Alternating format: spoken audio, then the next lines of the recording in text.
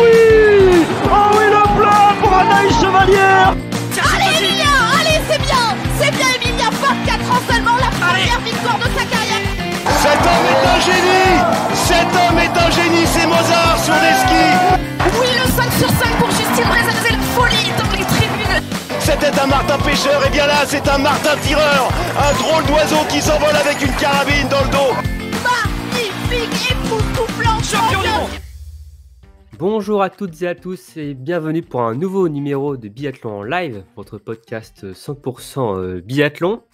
Et aujourd'hui donc on se retrouve pour débriefer cette dernière étape de 2023 disputée à Lenzerheide une semaine après notre magnifique débrief d'Orfilsen. Oui mais non, malheureusement nous n'avons pas pu le tourner, nous sommes désolés pour ceux qui attendaient, mais nous avons connu un petit problème technique qui a fait que nous avons dû faire l'impasse sur cette étape. Mais nous sommes bien de retour donc pour parler et débriefer de cette dernière de l'année. Et pour m'accompagner, je suis avec la fine équipe, puisque je suis avec Émeric, Cassandre et Marine. Salut vous trois. Hola. Salut. Bon, vous allez bien? Bah ça va et toi? Bah oui, bon, déjà une semaine un bloc de passé déjà, ça va vite Premier triptyque, putain. Ouais. Mais bon, il s'est quand même plutôt bien terminé pour l'équipe de France, mais bon, surtout l'équipe de France féminine, évidemment. On va parler de cette semaine mémorable, même incroyable, je ne sais même pas comment dire, quel terme utiliser, donc de Justine Brezal-Boucher, qui a remporté les 3 courses de cette semaine donc en Suisse. On va évidemment faire un petit tour d'ensemble sur l'équipe de France féminine, sur la planète biathlon, voir les prétendantes du gros globe où elles en sont. Ensuite, bon, ça va être un peu moins glorieux, fun. On va parler évidemment de l'équipe de France masculine qui achève ce premier bloc de compétition sans le moindre podium. Émeric a quelques stats pour vous. Et enfin, on parlera aussi donc de la planète biathlon et évidemment des Norvégiens et de Johannes Bö qui semble parti lancé vers son 5e gros globe de cristal. On en parlera. Et évidemment, à la fin, à toute fin, on parlera des circuits inférieurs, notamment de l'IBU Cup, la Junior Cup et des performances françaises. Bon, les amis, vous êtes prêts? Oui. Ouais, totalement. Ok, c'est parti, jingle.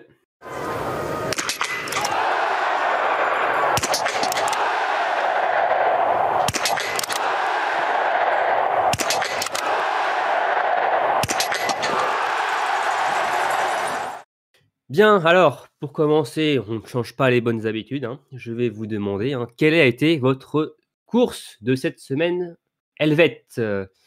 Marine, pour commencer. Alors moi j'ai mis, c'est pas les courses les plus spectaculaires à la base, mais j'ai mis le sprint féminin qui pour moi est on va dire le début de la belle histoire qui s'est déroulée devant nos yeux pendant tout le week-end et c'est comme ça que tout a commencé. C'était juste une masterclass de notre chère Justine. N'en dis pas plus, je sais qu'on va en parler après, tu as plein de choses à dire sur ça. Cassandre, alors toi c'est un sprint, mais c'est pas celui des femmes. Ouais, je me suis dit que j'allais essayer d'être un peu originale et pas mettre Justine. Du coup, j'ai pris le sprint homme parce que je trouvais que il y avait ça montrait qu'il y avait une plus grande densité du manque l'année dernière sur les sprints hommes et avec des Allemands qui ont une moyenne au tir de 9 sur 10 et puis même on voit aussi que Johannes Bö, il a perdu sa balle de marge qu'il avait l'année dernière où il pouvait faire un 9 sur 10 ou un 8 sur 10, on avait l'impression que quoi qu'il arrive, il allait gagner. Et là, un peu d'adversité, ça fait du bien, donc j'ai bien aimé ce sprint. Ok, et toi, Émeric, tu es du retour du côté des dames? Ouais, j'étais du retour du côté des dames. Je m'y retrouve du côté des dames parce que c'était les premières Mastart de l'hiver. Ça fait toujours plaisir de voir une Mastart. Puis en plus avec un scénario de dingue et un magnifique triplé. Et donc pour moi, comme vous me demandez, c'est très, très gentil de votre part, c'est la poursuite d'âme. Voilà, je vais faire pas très original, mais c'est celle qui m'a procuré le plus d'émotions avec cette domination incroyable de Justine et de Julia. J'oublie pas évidemment Julia, mais une course menée de main de maître par les deux Françaises et une course aussi assez particulière, j'ai trouvé, même à l'arrière, où notamment sur le pas de tir, on pouvait avoir des athlètes qui pouvaient soit faire un super tir, et à l'inverse, des athlètes qui pouvaient complètement se rater et se reprendre après. Donc, une course un peu étrange derrière, mais une domination totale des Bleus, et notamment donc de Justine, qu'elle a ensuite poursuivi sur la mass start. Mais voilà, pour moi, la course de cette semaine. Avant de commencer le débrief des courses, je voulais aussi revenir un peu sur ce site de Let's Ride. On sait que c'était la première sur la Coupe du Monde et qu'il organisera les mondiaux l'année prochaine, en tout cas sur la saison suivante. Qu'avez-vous pensé de ce site? Je pense qu'on est déjà d'accord pour dire que c'est un cadre magnifique, hein. Oui, un très beau site qu'on avait déjà vu pour ceux qui suivent un peu les circuits inférieurs. Ça a l'air d'être assez familial pour l'instant comme ambiance, mais bon, c'est un nouveau site. Donc c'est pas Oberhof, oui. C'est un peu normal. Et puis, mais c'est oui, en tout cas un cadre magnifique, une piste qui fait des différences. Donc moi personnellement, c'est des choses qui me plaisent. Et donc sur le site en lui-même, et puis voilà, c'est assez central en Europe, donc je pense que il y a quand même pas mal de monde qui peut s'y rendre assez facilement. Bon, par contre, un côté négatif à revoir pour justement les mondiaux, c'est peut-être la réalisation. Ouais. Ah ouais. Et puis sur la poursuite femme, je crois que c'était le plus flagrant, mais on n'a rien vu de la course. On voyait les 30 premières passer à l'intermédiaire. C'est super intéressant pour les 10 Ah, bon, on est premières, resté mais 2 minutes sur le même inter, j'ai regardé. Ouais, non, mais vraiment, enfin, ils se sont vraiment améliorés sur l'après-midi. Alors, je sais pas ce qui s'est passé sur le matin, et peut-être des problèmes techniques, caméra en panne, j'en sais rien. Mais vraiment, celle-là, en plus, on avait 2 Françaises en tête, on voulait les voir, quoi. Puis même des fois, c'était mal cadré. En plus, les biathlètes, t'as l'impression qu'ils filmaient le paysage, que les biathlètes, ils en avaient rien à foutre. Elles étaient cachées derrière le bandeau du classement en temps réel. C'était n'importe quoi. Ça faisait un peu penser à une retransmission EV Cup, ces courses avec des caméras fixes. Et d'ailleurs, on n'avait pas été très. On n'avait plus forcément de chance sur cette journée-là, puisque aussi les EV Cup, il y avait le brouillard à Souchon. Oh Et là bon, là. Ouais. avec des beaux plans sur les. Sur le brouillard, sur le blanc. Ouais, sur le blanc, ouais, voilà. C'est très beau. Et même sur les personnes, les bénévoles. Ah oui, c'est vrai. Donc, ouais, mais c'est vrai que niveau réalisation, il y a du progrès à faire. Après, il y avait une telle montée, je pense qu'ils voulaient vraiment qu'on s'attarde sur cette côte assez compliquée. Mais bon, finalement, on n'a pas vu grand-chose. Après, sur les sprints, bon, c'est normal parce que on voit souvent tout le temps du tir, donc on n'a peut-être pas forcément vu la différence. Et encore. Quand même, on a raté quelques sacrés tirs. Hein. Des fois, on nous filmait des arrivées de biathlètes qui étaient, je sais pas, 30, 40, 50e, enfin, pas des grandes biathlètes, et alors que t'avais une super biathlète qui était en train de tirer.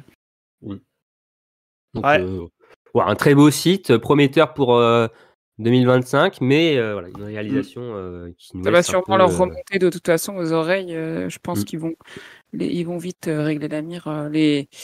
Les caméras. Les Suisses, régler la mire, oui, régler les caméras, mais les horloges. En tout cas, oui, ils sont quand même réputés pour être assez carrés aussi.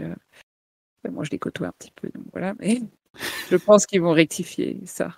En tout cas, une première à Lensride intéressante, et on a hâte évidemment d'être déjà aux mondiaux, même si bon, il y a déjà des mondiaux à venir très prochainement, et il risque aussi d'être assez exceptionnel dans le chaudron de Nové Mesto. Mais bon, avant de se projeter en République tchèque, on va évidemment donc débriefer cette étape donc de Lenzerheide avec, pour commencer évidemment, on va ouvrir cette page, une très belle page avec Justine Brézaboucher qui a conclu l'année 2023 de façon donc magistrale.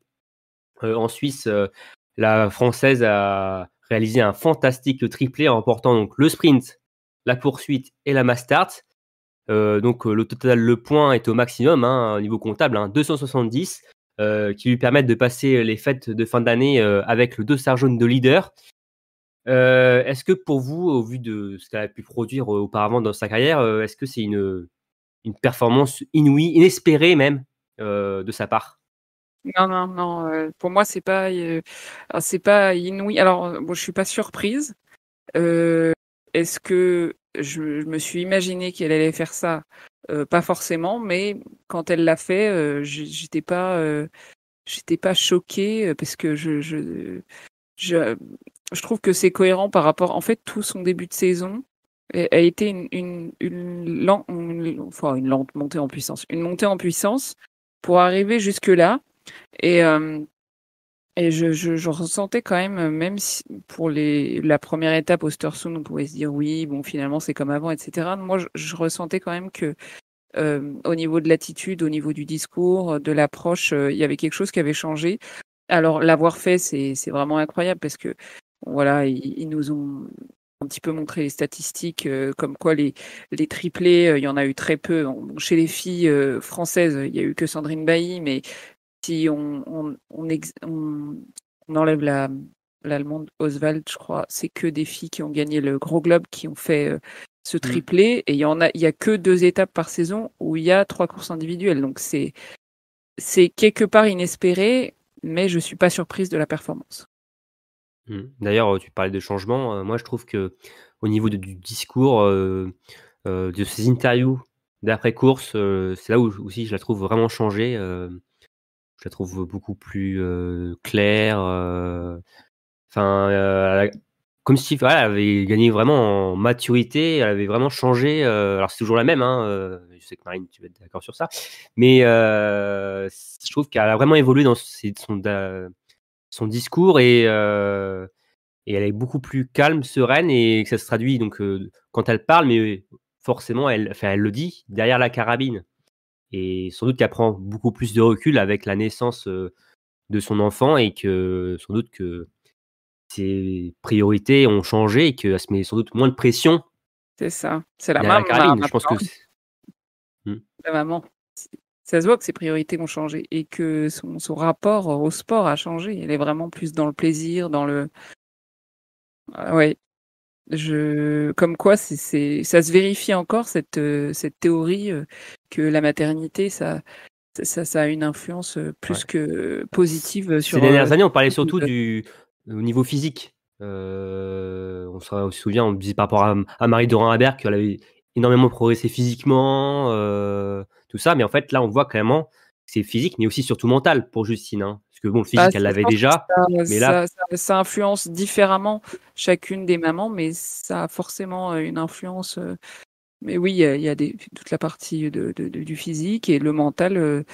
Je pense aussi, parce que effectivement, comme on l'a déjà dit, elles viennent pour performer, elles viennent pour pas pour rien, pour des 30e places, etc. En étant loin de leurs enfants, et puis, mais il y a quand même un détachement en mode, voilà, si ça marche pas, bon, c'est quand même, il y a beaucoup plus important dans la vie. On n'est plus auto-centré en fait. et en plus, il y avait sa famille sur place, donc ça c'était C'est ça. doublement beau pour Justine de profiter de sa famille et en même temps de pouvoir triompher sur place. Cassandre, pour toi, tu pensais peut-être pas forcément qu'elle soit capable de réaliser ça? Un triplé, alors qu'elle en soit pas capable, sans doute qu'elle en était capable, quoi, mais je me dis, c'est quand même, enfin, c'est exceptionnel de faire un triplé, Marine l'a dit, ça c'est pas arrivé à beaucoup de filles dans l'histoire. Donc bon, une victoire, non, ça m'a pas, étonnée. 2 victoires, je me suis dit: «Bon, bah, c'est cool, elle confirme», parce que quand même, Justine Brezaz-Boucher, c'est pas, quand on pensait à quelqu'un de régulière, sur les saisons passées, c'est pas forcément à elle qu'on pensait en premier.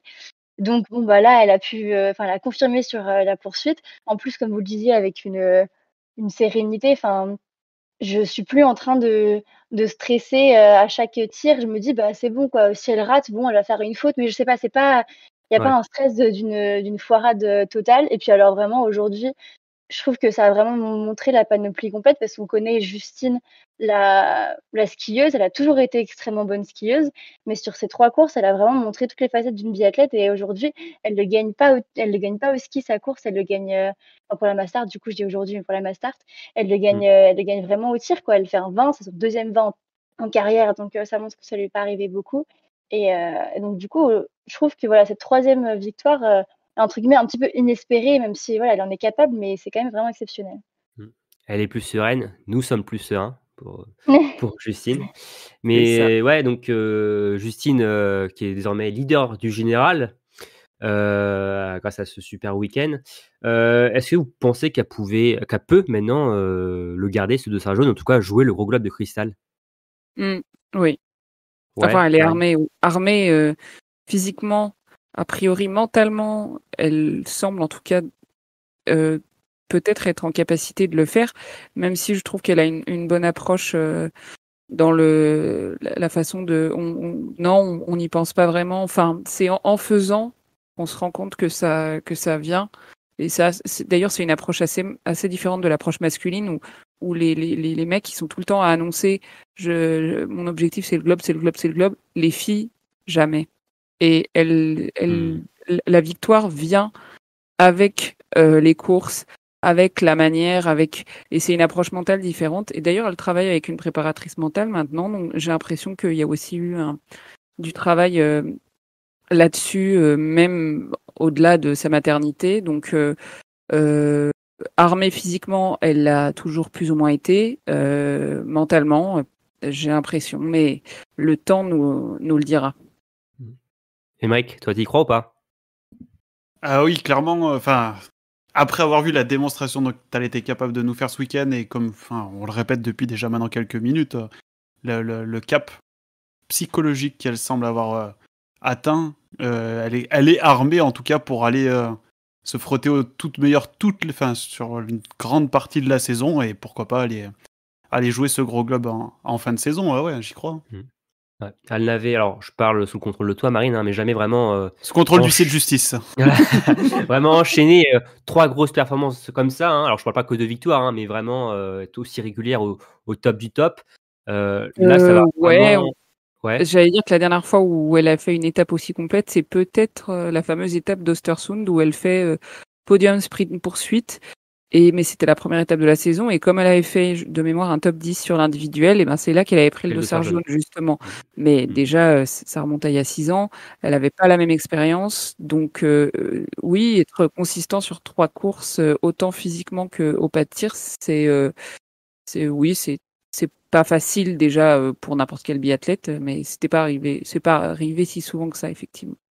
Et après, elle avait par contre pas réussi à enchaîner à Orphilsen. Et ce qui Oui. là, par contre, ça va être intéressant pour elle. On va voir. Alors, il y a la trêve aussi, donc c'est différent.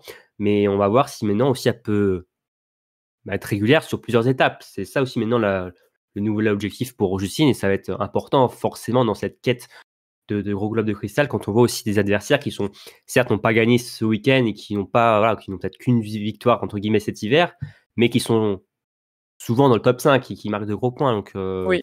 Après, en termes de régularité, si on veut comparer avec l'étape de la semaine dernière, elle fait déjà un podium, elle est 8e. Enfin, du coup, voilà, elle a un peu confirmé en mieux cette semaine, mais déjà, c'est pas le yo-yo complet, quoi.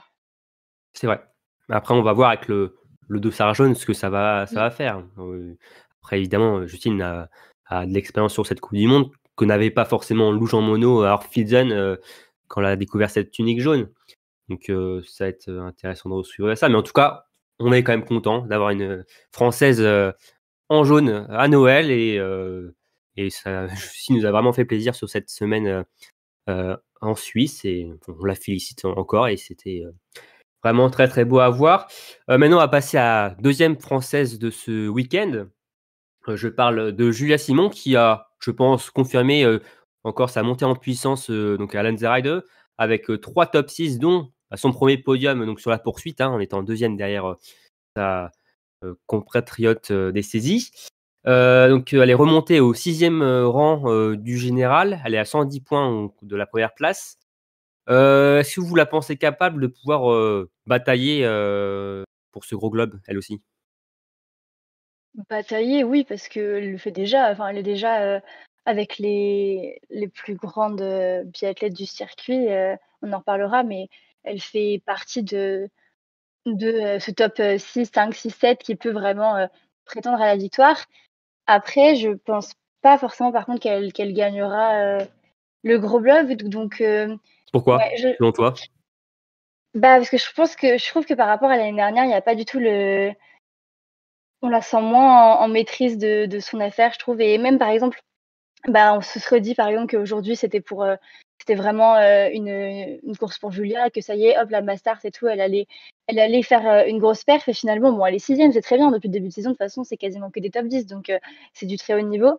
Mais je trouve qu'il manque un peu ce supplément qu'elle avait l'année dernière. de Où je trouvais magie. que, ouais, c'est ça, il faut un peu de magie pour gagner le Grove Globe.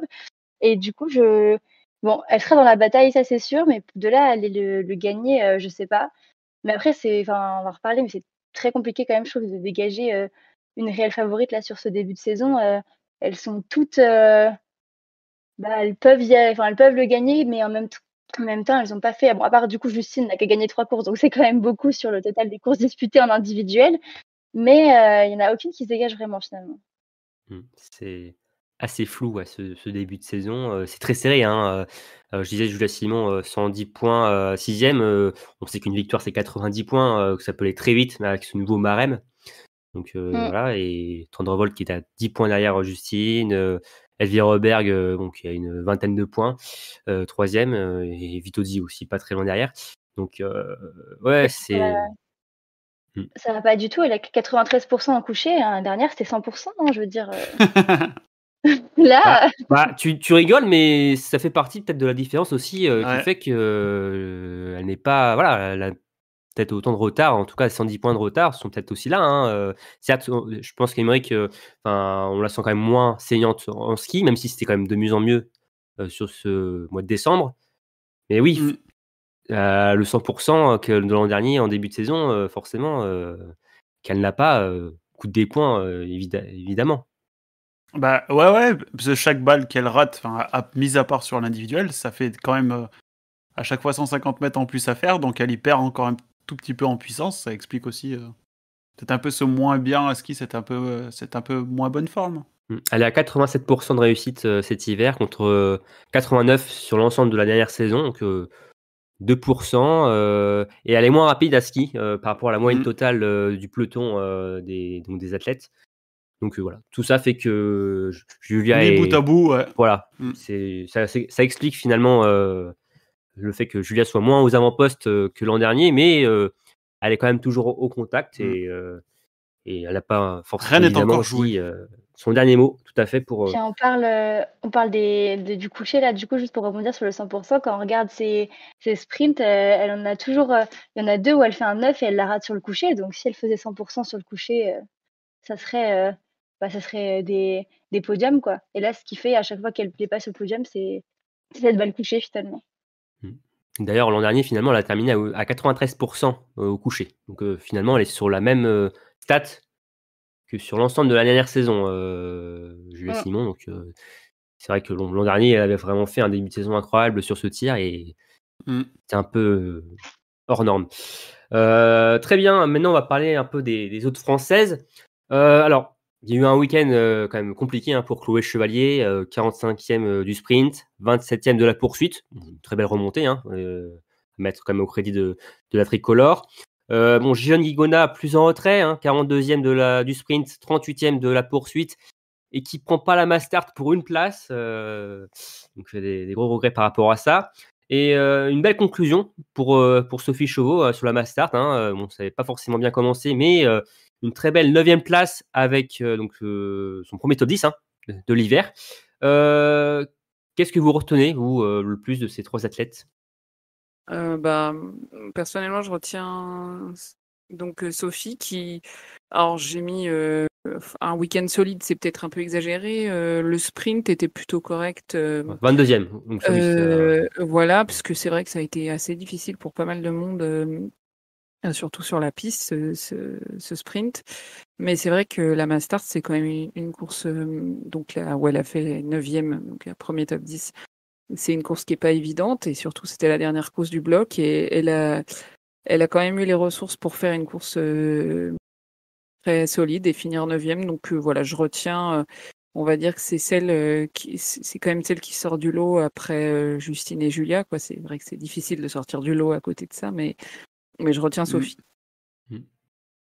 Cassandre, toi aussi, Sophie? Ah oui, je retiens Sophie aussi parce que Gillian Guigona, elle est plus en retrait, mais limite, j'ai envie de dire que c'était c'est cette première semaine qui était plus hors de l'ordinaire. Donc finalement, je suis pas, enfin voilà, elle déçoit pas. Gillian Guigona, elle progresse, elle fait son petit bonhomme de chemin en Coupe du Monde et voilà. Et du coup, oui, Sophie Chevaux, bah c'est vrai que en troisième semaine avant, c'est ce qui pouvait pêcher un petit peu aussi. à force d'avoir fait des courses, etc. Elle a un bon. L'an dernier, la 3e semaine, c'était au Grand Mornan en décembre. Hein. Ouais, mais à la fin de saison, c'est plus compliqué les 3e Oui. semaines. Il y a juste le Grand Bornand, là, oui, ça a un peu fait exception, mais c'était la chaleur du public, tout ça, ça l'a motivé, ça lui donne un supplément d'âme. Mais du coup, voilà, je retiens aussi que Sophie Chevaux, ça avance, qu'elle devient assez régulière, en tout cas, qu'elle fait pas trop de contre-performances depuis le début de la saison, donc en bonne voie, quoi.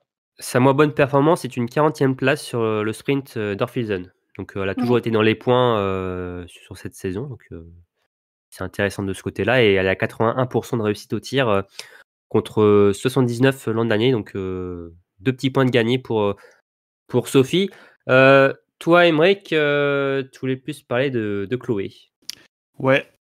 Chloé qui, bon, elle n'a pas été au top de sa forme depuis le début de l'hiver. Et là, ça s'est confirmé encore une fois ce week-end, malgré sa belle remontée. 18 places gagnées sur la poursuite. Bon, ça fait un moment qu'on l'avait pas vue si basse, je pense, au général, en plein milieu de la saison. Elle est 46e, 43 points. D'accord. Donc, ouais, pas l'avoir sur la Mastart, ça commence à. C'est pas habituel, quoi, de ne pas avoir Chloé sur une Mastart au bout de 3 étapes, quoi. Et puis, ouais, ces stats de tir, c'est toujours pas ça. Hein. Je regardais son tir debout, elle a même pas 80%, quoi. Donc ça commence à piquer, et là, 43 points, si elle retrouve pas la forme, je sais pas quel va être le discours des coachs, est-ce qu'ils vont décider de garder la même compo encore pour le prochain. Tu penses que sa place peut être menacée, là ? Bah, si ça continue sur ce niveau-là, bah oui, clairement, hein, quand t'es 46e du général, avec le statut qu'a Chloé, c'est très loin du niveau auquel on l'attend. Pour moi, la question se pose, hein, savoir si. Tu penses qu'elle est plus menacée que, par exemple, Gilon Guigona, qui a fait un moins bon week-end dans l'ensemble, finalement, que Chloé ? Bah, je dirais pas qu'elle est plus menacée que Gilon. Parce qu'au final, quand tu regardes, il n'y a pas tant de points que ça qui séparent les deux, 35 points. Mais il y en a beaucoup plus d'attentes sur une Chloé qui, quand même, une biathlète bien plus expérimentée que Gilon, ça, on peut pas se le cacher. Et ouais, franchement, quand je vois comment ça pousse dessous, ok, Stéphane Boutiot a dit qu'il fallait encore garder Jeanne et Océane encore quelques temps en eBay Cup, mais qu'on n'était pas à l'abri de les faire monter peut-être au cours de la saison ou la saison prochaine. Si ça continue de performer, ok, on peut les garder en eBay Cup pour qu'elles prennent de l'expérience, c'est très bien. Et pourquoi pas tenter quelque chose comme Célina Grossian qui a 19 ans, les mettre dans le grand bain une fois pour tenter, voir ce que ça donne. Si jamais devant ça performe pas, comme ça, ça vaudrait le coup d'essayer, je pense. Si la méforme de Chloé continue comme ça. C'est là sur le court terme, je pense qu'elle n'est pas menacée. Ouais. Je veux dire, du fait qu'elle ait été malade, du fait qu'elle ait quand même le statut A, elle n'est pas menacée directement. Là, pour moi, il y a vraiment aucun suspense sur sa présence début janvier. Enfin, oui, elle sera au bord, ça c'est clair. Je serais vraiment choquée qu'elle y soit pas. En revanche, c'est vrai qu'en janvier, il faudra montrer plus pour sécuriser sa place. Quoi. Il va falloir faire ses preuves. Ouais, c'est bête à cet âge-là de. Chloé Chevalier, c'est la plus capée, enfin la plus ancienne, pardon, du groupe. Ouais. Oui. C'est la plus âgée. Plus. 28 ans, elle est obligée de faire ses preuves pour pouvoir rester encore en Coupe du Monde. Enfin, le fait qu'on après, sur ce discours-là, c'est aussi le jeu de la concurrence aussi. Hein, oui, c'est le jeu. Peut-être pas forcément de lien. Hein, c'est aussi, derrière il y a sa pousse, il y a les jeunes et après, c'est ça aussi qui fait que Chloé Chevalier est sur peut-être un siège éjectable. Sans doute qu'elle sera là évidemment à Oberhof, mais c'est vrai que si on continue dans ce sens-là et que derrière ça continue à performer, comme on va en parler tout à l'heure, va falloir peut-être se poser la question côté aussi de l'équipe de France. Après, on verra aussi ce que ça donne du côté de Gilon. On a vu que c'était physiquement là, ça commence limité, à piquer pour elle, et on sait que là, en plus, si elle sort pas le tir parfait, c'est encore plus compliqué. Donc c'est clair. Donc bon, voilà. On n'en est pas encore là, mais si la forme revient pas au mois de janvier, on pourra être en mesure de se poser ce genre de questions sérieusement, je pense. Et après, on sait que Chloé, c'est quand même aussi un élément du relais, hein, de base, qui fait partie du quatuor de base de Oui. cette équipe. Donc, Oui, après, maintenant, quand tu vois le niveau des 3 leaders, tu peux les placer en 2, 3, 4 et tester une Sophie ou une Gilonne en première relieuse. Et dans cette disposition-là, Chloé, elle n'est pas forcément indispensable. Si tu veux, sur un premier relais, on sait que c'est quand même le moins relevé. Elle n'est plus tant indispensable que ça, je trouve. ouais. Et d'ailleurs, il y aura un relais au Oberhof pour terminer, un relais féminin. Donc peut-être qu'on reverra Sophie Chauveau sur ce relais. Ce sera sympa finalement de la revoir parce qu'elle n'a pas couru depuis ce fameux relais de RuPauling en équipe. Donc peut-être l'occasion finalement de la retrouver sur cette course. Très bien, alors pour finir la page française, un petit mot sur Lou. Bon, il n'y a pas grand-chose à dire, hein. Malheureusement, Lou Jean Monod, qui a eu le Covid, n'a pas pu disputer les 2 premières courses, hein, sprint poursuite. Et bon, sur la Mastart, on a senti que elle n'était pas en forme, hein. Elle n'avait pas forcément dû de Cannes. Elle a terminé 14e et bon, c'est déjà pas mal, hein, c'est déjà suffisant. Bah, elle a fait le job, quoi. Elle a fait un 19 sur 20, non? Oui. Il me semble. Oui, voilà, bah, elle a maximisé ce qu'elle pouvait maximiser. Malheureusement, c'est dommage qu'elle ait pas pu faire les courses et qu'elle ait chauffé le Covid parce qu'elle était bien placée au général. Donc, on avait envie de de l'avoir un petit peu aux Un avant-postes. triplé sur la poursuite, quoi, c'est ça? Bah, voilà, enfin, je veux dire, c'est quand même pas trop demandé, je trouve. Voilà. Il n'y a pas que les Norvégiens qui ont le droit de week-ends, hein. tripler. C'est vrai, c'est vrai. On peut Voilà, aussi. elle aurait pas pu faire, enfin si, elle aurait pu faire 20 quoi. Mais sinon, en retour de maladie comme ça, bon, 14e de la Mastart avec un 19, bon bah, elle a fait ce qu'elle pouvait quoi. Ouais, je loue Jean Monod qui est donc redescendu au 10e rang mondial, hein, Ouais, après cette semaine voilà, réduite. Hein. parce qu'elle était 2e au début de la semaine, non? C'était pas ça? Oui, elle était 2e derrière Ingrid Tendrevold. Donc Ouais. on voit que c'est très serré et que bon, c'est le début de saison forcément. Hein, donc quand tu loupes 2 courses, tu le payes cash au niveau du général. Mais bon, la saison est encore longue pour Lou et encore plein de belles choses à venir. Maintenant, on va passer aux nations étrangères. Alors, je vais vous citer quelques athlètes, notamment Lisa Vitozzi, Ingrid Tendrevold, Elvire Berg, toutes les 3 qui sont invitées sur le podium à Lenzerheide. En plus, Franziska Preuss, qui était de retour donc en Suisse, qui s'est montrée encore une fois régulière. Laquelle pour vous a marqué le plus votre esprit sur cette dernière semaine de compétition en décembre? Elvira Heuberg m'a marqué, notamment sur le dernier tour de la Mastart, où elle essayait donc de rattraper Justine. C'était quand même compliqué, mais elle a T'as eu un peu peur à ce moment-là? J'ai frissonné quand même. Hein. Ouais. Mais non, bah, Justine, tu la rattrapes pas comme ça non plus. Mais oui, en tout cas, en plus, Elvira, elle a un gabarit qui est assez impressionnant. Donc, quand elle traque sur la piste, ça fait quand même un peu flipper. Et du coup, ouais, elle a quand même marqué pas mal de points cette semaine. Même si c'était pas la grande Elvira, elle a fait le job par rapport au classement général. Elle est donc 3e du général, c'est ça? Donc elle est sur le podium, Ouais. elle est encore dans la course largement et elle est en forme sur les skis. Donc pour moi, c'est quand même un danger et surtout vu sa frustration de l'année dernière. Cassandre, toi, c'est plus Franziska Preuss. Ah ouais, je la trouve vraiment, épatante sur ce début de saison parce que, bah, on parlait du fait que, 2 courses en moins en général, ça faisait, beaucoup de points en moins et avec Lou qui a rétrogradé, de 8 positions, mais Francesca Price, elle est toujours, 5e au général, quoi. Donc alors qu'elle a été, absente sur, une poursuite d'Orphilsen. Donc vraiment, ça montre qu'elle a fait vraiment, que des bons résultats. Elle a fait que des top 10, depuis le début de la saison et bon, la première semaine, bon, soit, toujours, voilà, les Allemands, on est toujours un petit peu bon d'accord, 1re étape, ils font quelque chose de bien, mais je m'attendais pas à ce que ça continue autant et que même, voilà, en revenant de maladie sur une piste qui du coup était, assez dure pour les organismes de manière générale, puisque tout le monde a souffert, qu'elle refasse des top 10, qu'elle soit toujours là, franchement, j'ai hâte de voir comment ça va évoluer parce que je m'y attendais pas. Preuss Et- qui est 5e et qui a 44 points d'avance sur Lou Jean Monod. Avec le même nombre de courses, voilà, à titre de comparaison.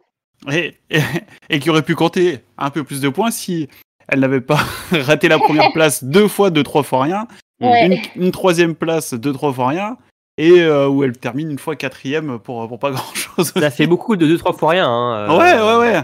Elle y perd quelques points à chaque fois, cumulés, ça commence à faire. Hein.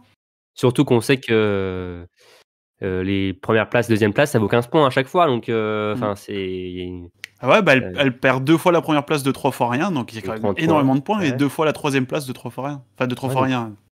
Voilà, façon de parler. Une petite cinquantaine de points, donc ouais, c'est. Ah, c'est important. Peut-être, on verra à la fin, oui, ces points-là seront importants peut-être à la fin de saison. Moi, je voulais juste un petit mot sur Lisa Vitozzi. Qu'est-ce que vous pensez j'ai un peu. Je sais pas, je suis un peu partagé. Je la trouve très régulière, mais il manque un truc. On a l'impression. Je sais pas c'est quoi votre sentiment par rapport à l'italienne. Lisa, j'ai l'impression que si elle va chercher pour moi, c'est une prétendante au globe, un peu dans le style les globes gagnés par Doro. Beaucoup de régularité, pas forcément des coups d'éclat, pas forcément marcher sur le circuit comme on fait Tyrrell, comme on fait Marthe. Mais mine de rien, elle quitte pas le top 10, elle est là, elle fait le job sur le pas de tir. Sur les skis, elle dégage pas une impression exceptionnelle, mais elle est jamais là quand même. larguée, elle est quand même là. Donc pour moi, la plus régulière c'est elle de toute façon. Mais en fait, ça dépend pas. Pour moi, le globe dépend pas d'elle. Si elle garde sa régularité et que les autres sont en défaut, elle peut le gagner. Et si elle mais s'il y a meilleur qu'elle sur la piste avec un peu plus de régularité derrière la carabine, elle peut pas lutter, mais c'est quand même elle est pas écartée quand même. J'ai une stat sur son week-end de Lens the Race, si je peux me permettre, monsieur Romain. Allez-y, monsieur Émeric. Si je me trompe pas, elle a fait plus de fautes sur la poursuite de Lens the Ride que sur l'ensemble des courses individuelles depuis le début de l'hiver.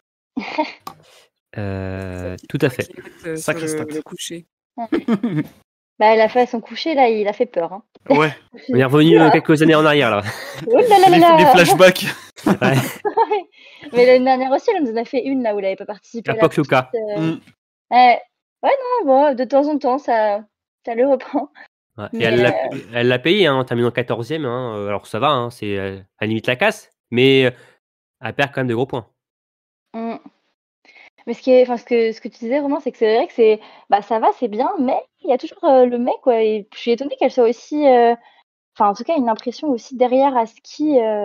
Ouais, c'est ça qui m'étonne. Ouais. Beaucoup plus, qu'elle était pas tant. On sait qu'elle a été malade sur le début de saison. Peut-être que elle traîne encore ça. Je sais pas parce que sur l'individuel d'ouverture, pour moi, elle était vraiment top. Ouais. Et depuis, physiquement, on sent qu'elle est un peu en retrait de ce qu'elle pouvait faire. Et clairement, son tir la sauve. La sauve très bien. En tout cas, elle permet d'être vraiment au top. Mais si elle lâche quelques balles, c'est plus compliqué. Parce qu'en termes de profil, avant, je trouvais qu'elle avait plus un profil, je sais pas, peut-être tendrevol, vers à bien tirer. De toute façon, elle a toujours bien tiré, mais quand même bien envoyé en ski. Et là, c'est plus un peu un profil à la Voigt. Alors bon, toute proportion gardée, mais on a l'impression que même, elle peut faire, comme disait Marine, si elle fait son maximum, ça suffira pas pour gagner, quoi. Parce qu'il y aura, si des gens font mieux et des gens font mieux, elle ne pourra pas atteindre ce que les autres biathlètes font si elles sont à leur maximum, quoi. D'ailleurs, alors on n'a pas parlé de Tendrevol, mais alors ces 4 athlètes, est-ce que pour vous ce sont les 4 vraiment prétendantes pour le gros globe de cristal en plus des Françaises? Les 4, oui, du coup, Vitozzi, Tendrevol, Heuberg, Elvira Heuberg et Franziska Preuss. Ouais, moi je vois pas qui d'autre on pourrait vraiment rajouter pour cette lutte au gros globe, parce qu'on aurait pu penser à la sœur d'Elvira, Anna Heuberg. Mais je pense qu'elle a un peu accumulé déjà pas mal de retard sur le début de la saison, là, parce que je vais encore revenir avec les 2 courses manquées, mais là Lou, elle a 2 courses manquées, elle est quand même devant Anna Heuberg. Je veux dire, normalement, Anna Heuberg, ça marque des points et c'est là, oui, elle a fait une bonne course aujourd'hui, mais depuis le début de la saison, c'est un petit peu compliqué. Bon, après, elle n'a pas été aidée sur le sprint, alors je crois qu'il y avait peut-être des problèmes de glisse pour les Suédoises, mais bon, elle était quand même très Ouais. loin. Elle est tombée en plus, hein. Elle est tombée, bon, ok. Mais du coup, ça lui a pas servi, mais Après, je la oui. vois pas Après, elle était quand même revenir. au niveau glisse, elle était quand même pas non plus performante, hein. C'est pas que la Mm, chute, hein, mm. qu'il a Ouais. derrière. Ben là, en termes de points, elle est déjà quand même pas mal derrière. J'ai du mal à voir comment elle pourrait se hisser dans la lutte au classement général, quoi. Son 11e, hein, avec 244 points, donc ça fait 180 points de retard sur Justine Brézat-Boucher. Donc, bon, pour Anna Heuberg, pour vous, c'est les mondiaux finalement déjà pour elle?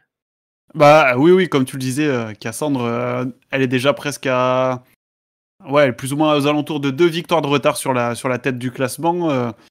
On est déjà après un premier gros tiers un premier tiers de la saison. Un tiers, oui, un tiers. On est un tiers. Les mondiaux comptent pas. Mm. Je pense qu'il faut clairement qu'elle commence à tourner son esprit en vue de ces mondiaux et d'aller chercher le plus de médailles possible, histoire de faire voilà, un peu comme l'équipe de France masculine la saison dernière, aller un peu sauver la saison avec avec une belle médaille en or autour du cou du côté de Nové Mesto. Hein. Ce qu'elle avait très bien Elle avait fait. fait ça. Ouais. Voilà. Oui, en plus. Tout à fait, tout à fait. Maintenant, on va parler d'athlètes qui ont un peu déçu hein, sur ce début de saison, des leaders. Hein. Je parle de Dorothea Virer, hein, de Marketa Davidova et de Lisa Hauser. Quel leader vous a le plus déçu sur ce début de saison? Bah, moi, ça va être Lisa Teresa Hauser parce que Virer, bon, bah, elle était malade, donc voilà, ça se ressent vraiment ce retour de maladie. Marketa Davidova, finalement, j'ai pas l'impression que ça soit si détonnant par rapport aux autres années. Elle était toujours une favorite outsider, si je peux dire. Elle est toujours dans le top 10 général, mais c'est pas non plus le top 5 quoi, en général. Donc, Davidova, voilà, ça m'a pas forcément plus interpellée que ça. Mais Lisa Teresa Auger, j'ai trouvé que elle était particulièrement extrêmement transparente depuis le début de la saison. Bah, Franchement, tellement j'ai pas. transparente en Suisse qu'elle n'était pas là. Mais ouais, à part la première course où elle fait 6e avec un 20 sur l'individuel. Donc bon, bah là, pour le coup, c'est du Lisa Teresa Hauser comme on connaît. Elle tire bien, elle fait une bonne perf sur l'individuel. C'est un Mais format qu'elle aime bien, oui. Ouais. ouais, voilà. Mais alors sur le reste, elle n'a pas fait un autre top 20 individuel à part ce top 6 du coup du début de saison. Et même au tir, qui est quand même d'habitude son point fort, bah c'est pas ça. Enfin là, la poursuite d'Orphilsen, elle fait un 15 sur 20. Sur les sprints, elle a fait un 8 sur 10. Bon, après, il y a du 9 sur 10, du 7 sur 20, donc ça, c'est un peu plus normal. Mais bon, par rapport à ces standards, bah, dès que le ski, c'est pas forcément ça depuis quelques saisons, là, si en plus le tir, ça va pas, bah ouais, je pense que ça va être compliqué. Ouais.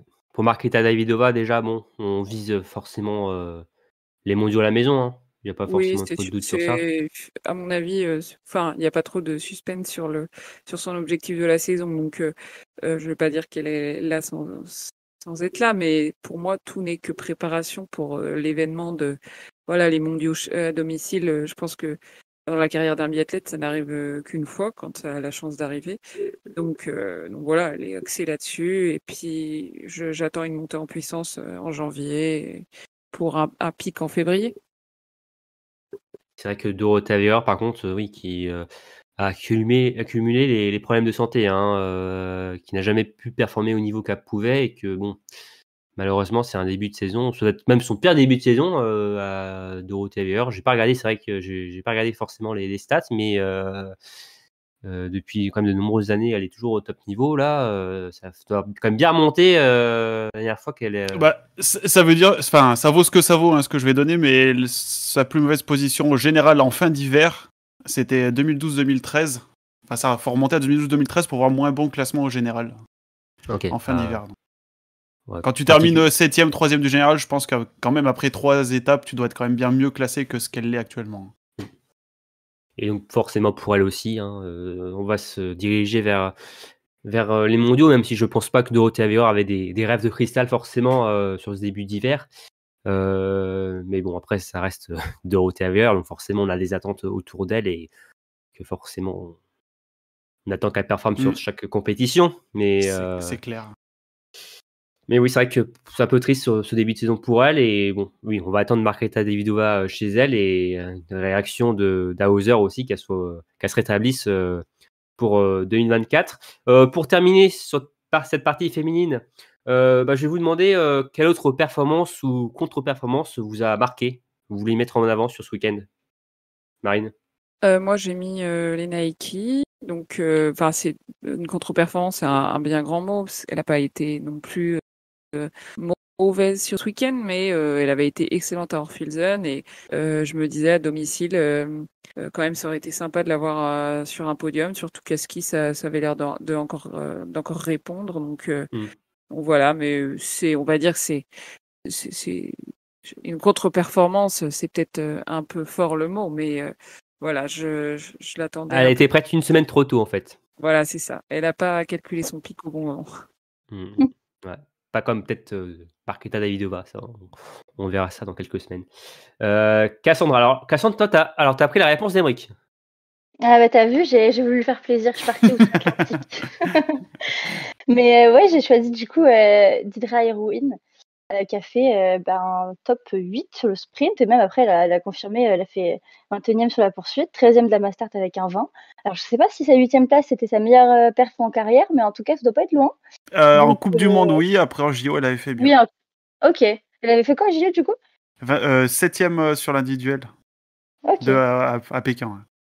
Ouais, bah du coup franchement pas mal quoi, une semaine où elle sort quasiment pas du top 20, elle a été 21e, franchement ça m'a surprise. En plus à Pékin, elle tire à 19 sur 20 hein. Et, avec le plein, c'était à 1 seconde de la gagne d'Hermann. Hein. Ouais. Ah ouais, je me souviens de cette course. Ouais, avec Alice Chevalier aussi, qui termine deuxième pas loin derrière. Mais oui. Et toi, Emeric, alors là, tu vas du côté de la Norvège. On va beaucoup en parler tout à l'heure, mais on termine pour la partie féminine. Ouais, on n'a pas beaucoup pas assez parlé d'Ingrid, du coup je parle d'une autre Norvégienne. D'une Norvégienne qu'on n'a pas beaucoup parlé cet hiver, hein, mais qui fait ni fort. Hein. Oui, Marit Skogan du coup pour la citer. Du coup qui fait ses 2 meilleurs résultats en carrière là, ce week-end avec un podium, hein, troisième sur la poursuite. L'année dernière on l'avait pas vue en course, donc elle était restée. Je sais pas si elle était. J'ai pas trop de souvenirs d'elle la saison dernière. Est-ce qu'elle était restée sur le circuit national ou est-ce qu'elle était blessée? J'ai pas eu le temps de chercher juste avant de préparer ce podcast, je suis désolé. Tu te fais pas ton travail, mec. J'ai pas le temps. Mais du coup, oui, elle a très bien performé donc en pré-saison. Elle s'est qualifiée du coup pour l'ouverture de saison du côté d'Östersund. Elle est montée en puissance petit à petit jusqu'à ce week-end, donc à Lenzerheide. Elle a réussi à tenir donc sur ce 3e week-end avec de très bons résultats. Et c'est une sacrée performance, je trouve, pour cette biathlète sortie de la Norvège. Sortie d'un vivier assez énorme. Skogan, hein, qui découvre tout simplement la Coupe du Monde cet hiver. Hein. Elle n'avait jamais pris le départ d'une Coupe du Monde avant Östersund, et donc c'est une très belle entrée en matière. Ouais, je regarde les stats là, du coup, avant ça, dans course internationale, c'était seulement 3 courses d'IBU Cup. Et après quelques courses chez les juniors. Et elle est 14e. Le saut dans le grand bain à son âge, c'est quand même assez impressionnant. Oui, c'est vrai qu'elle a 25 ans. Hein. Elle n'a pas 19 ans comme Céline Grossian, quoi. Oui, voilà. On est d'accord, Emeric. Donc voilà pour la partie féminine. Maintenant, on va passer aux hommes. Emeric, tu as des choses à dire, je crois, non? Le contraste est quand même assez saisissant hein, avec l'équipe féminine, hein, parce que l'équipe de France masculine, on va aller droit au but. Hein. 0 podium hein, sur ce début de saison, sur les premières courses disputées. Ce n'était plus arrivé depuis la saison 96-97. D'ailleurs, sur cette saison, le premier podium était arrivé au bout de 12 courses. Donc, on espère qu'on ne battra pas un record par rapport à ça. On en reparlera en Allemagne. Oui, on en reparlera en Allemagne et peut-être en Italie. Quel bilan, finalement, vous faites de cette première partie de saison de cette équipe? c'est le bilan d'une reconstruction, quoi. C'est nouveau coach au pluriel, tir, ski, ça fait beaucoup de choses à assimiler d'un coup. Donc, je pense que T'es pas étonné de. non, je suis pas étonnée. Pour moi, c'est pas. Il faut laisser du temps. On est sur. Voilà, c'est vraiment. C'est comme un restart en fait pour certains. Donc Après, voilà. on a quand même des athlètes d'excellence dans cette équipe. On a notamment un athlète qui a remporté l'Euroglobe, quelques médailles olympiques, il y a pas si longtemps que ça. Les champions du monde. Ouais, mais pour beaucoup, c'est des athlètes qui ont quitté le circuit avec pas tant de certitude que ça, hein. Enfin, à part Eric, qu'on va reparler, qu'on continue de voir grandir progressivement, les autres, je pense qu'il y avait un travail de fond à faire, donc ça se fait pas comme ça. Enfin, je suis pas surprise. Et j'attends pas spécialement quelque chose de particulier cette saison. Peut-être plus la saison d'après. Enfin, il faut laisser le temps au coach de mettre en place le discours. Ça passe quand même par le décalage qu'il y a entre la fin de. Enfin, l'après-Martin, on s'est tout de suite dit, ah mince, ça va être compliqué. Et finalement, l'après-Martin n'a pas été, entre guillemets, si compliqué. Enfin, il y avait toujours une belle équipe qui a repris un petit peu des podiums, etc. Et même la fin de la carrière de Martin Fourcade, l'équipe reprenait déjà un petit peu de. Enfin, c'était un peu plus homogène en termes de personnalité qui allait sur le podium. Mais du coup, là, c'est vrai que après avoir eu cette période un peu plus, donc Martin, puis cette période un peu plus dense, etc., de revenir à une période beaucoup moins dense en termes de top 3, enfin de podium ou même de top 6, je trouve que ça fait un peu bizarre quand même. Et je trouve qu'ils sont quand même pas à la. En fait, c'est frustrant qu'ils soient pas à la hauteur de ce qu'ils pourraient faire, sans parler même de comparaison avec d'autres nations. Enfin, les Norvégiens, ils sont totalement au-dessus, c'est incomparable, ou même peu importe des Suédois, etc. Je trouve qu'en tant qu'équipe en eux-mêmes, toutes ces balles ratées, c'est très frustrant. À chaque fois, il y a du déchet et c'est frustrant parce que ils pourraient faire des courses plus pleines et ça ferait quand même un meilleur début de saison, même si, sans parler des positions, s'ils faisaient des courses plus pleines, déjà, ça serait mieux, quoi. Oui, il y a beaucoup de déceptions parce que il y a beaucoup de déchets. Si c'est des courses beaucoup plus intéressantes sur le papier, en tout cas, qui beaucoup plus régulières et que bon, ils donnent le maximum sur les skis et que après ils ont le résultat qu'ils peuvent avoir. Ce serait voilà, il n'y a pas forcément de regrets. Que là, il y a des gros regrets parce qu'on connaît le talent de ces athlètes, ce qu'ils ont montré par le passé et que malheureusement, on a l'impression qu'ils n'ont pas réussi à évoluer par rapport aux autres nations, sans parler même de la Norvège, qui comme l'Allemagne ou la Suède, qui ont aussi à passer des étapes, quoi. Et ouais, donc il y a de l'inquiétude ou pas pour la suite, ou vous pensez quand même que durant la saison, ça va quand même voilà, déboucher sur une ouverture et sur un premier podium individuel? Oh, quand même, j'espère. Un podium individuel, j'espère quand même. Si un seul podium, c'est notre objectif de la saison, bon, j'espère même plusieurs. Après, je suis peut-être un petit peu trop optimiste, je sais pas. Mais bon, je suis pas totalement désespérée. Bon, malheureusement, c'est vrai que les Norvégiens, quand même, maintenant, c'est plus 1, 2 ou 3 qui peuvent prendre la place, c'est 6, quoi. Donc forcément, s'il y en a 3 qui font quelque chose de moins bien, il y en a quand même toujours 3 devant. Donc ça fait beaucoup. Mais je me dis que sur une course, même un Émilien Jacquelin, si un jour il se réveille avec une forme d'enfer et qu'il aligne les tirs comme parfois il sait faire, ça peut être devant. Et même un Quentin qui peut finalement sur quelques courses parfaites. Donc oui, quand même, je pense sur la saison, il y aura des podiums individuels. Après, je pense pas qu'il faut trop en attendre d'eux non plus, quoi. Le premier Français au classement général, c'est Quentin Fillon-Maillet, qui est 14e. Ouais. Et Aymeric, je crois que tu as une stat encore terrible par rapport à ça. Oui, en fait, j'ai regardé, du coup, je suis remonté un peu dans l'historique sur le data center.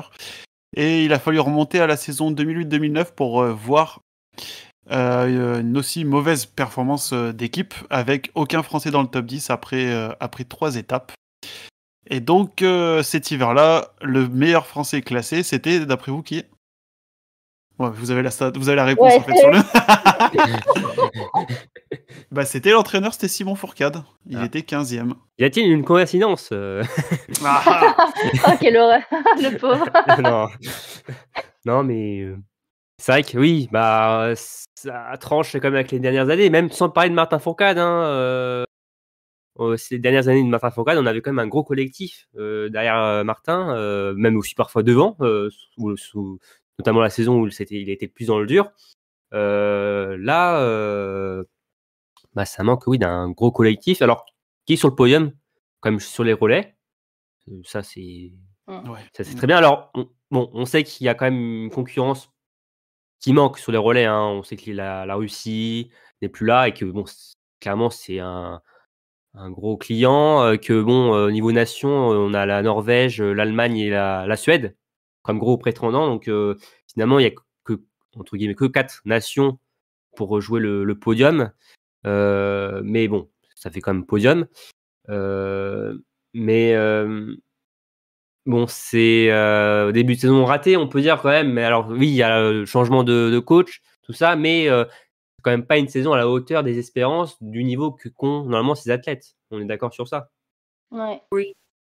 Bah, de toute façon, si tu leur demandes, ils vont pas dire que c'est réussi. Donc, si Bah, je sais pas parce que Emilien Jacquelin qu'on a souvent en interview, bon, il a l'air quand même satisfait de ses Mais non, courses. mais je pense qu'il est, enfin lui, bon, c'est pas réussi, mais il a l'air d'être dans une démarche où il veut pas se mettre la rate au courbouillon trop rapidement avec ses résultats, quoi. Il Par est dans rapport une aux années précédentes. ouais, voilà. Bah, pas retomber peut-être dans une en spirale mentale qui lui réussissait pas, quoi. Bon, on va quand même être positif maintenant. On va notamment parler d'un Français qui fait plutôt une très bonne saison. Je parle d'Éric Perrault.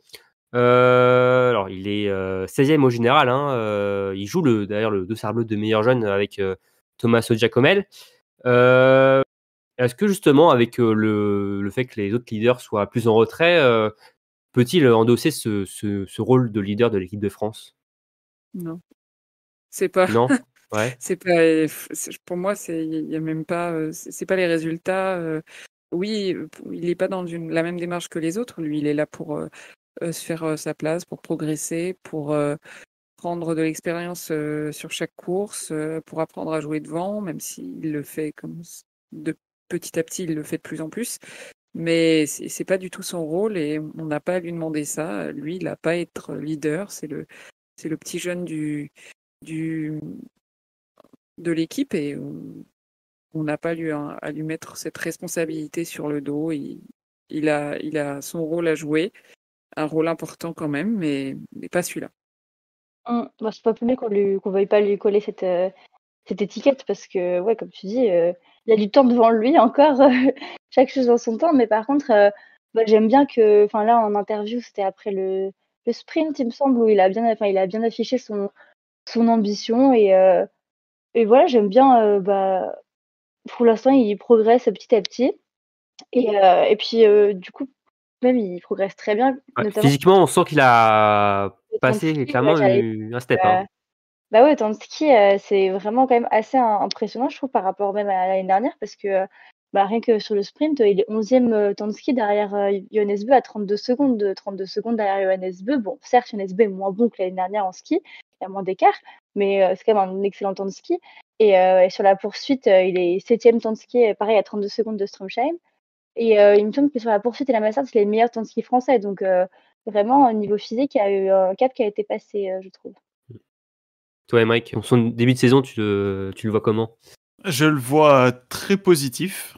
Et surtout, j'ai beaucoup aimé la dernière interview qu'il a fait après la course, après la mass La start. Mastart. Ouais. Où il dit qu'il est très content de ses résultats, mais qu'il faut encore continuer à travailler pour aller chercher ses petites balles, parce qu'il n'est pas totalement satisfait donc, de son dernier week-end à Lenzerheide. Et il faut aller chercher ces petites balles en trop, encore par-ci par-là, qui l'empêchent d'aller jouer encore plus haut. Et j'ai trouvé ça super comme discours, de pas à se reposer sur les résultats qu'il a actuellement, qui sont déjà très très bons, mais de continuer à vouloir aller chercher toujours mieux et ouais, aller chercher ce dossard bleu.